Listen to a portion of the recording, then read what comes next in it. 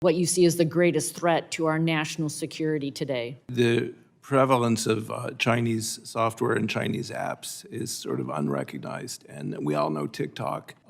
TikTok is a potential risk. I think the use of software developed by China, and you wouldn't necessarily know, there's some of the biggest companies in the US have Chinese software built into their apps.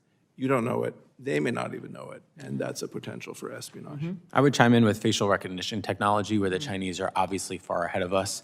They have weaponized facial recognition technology, I think, as we've mentioned here, to identify the facial features and characteristics of Uyghurs and then to inter them in concentration camps. There are companies like Tiandi Technologies that was recently included on the U.S. export control list, but whose products you can still buy on Amazon, that develop that exact genocide-enabling artificial intelligence product.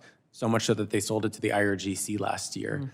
I think we have to start to really think about how the Chinese intend to employ facial recognition, and it's impossible to divorce China's internal repression from its broader geopolitical aims. I'm both incredibly excited, but also incredibly fearful of the combination of AI and biotechnology, and that's an area that the U.S. absolutely has to lead on, but where I fear that China's lax concerns about personal privacy and forced collection of data on its own citizens may propel it to global leadership. China is collecting the world's largest DNA database, in addition to some of the horrific and genocidal actions and ethnic cleansing actions that enables. Those databases could also enable the future of personalized medicine. And so from a national competitiveness and security risk perspective, I worry about a future where we are dependent on China for advances in therapeutics and medicines because of this AI-driven approach.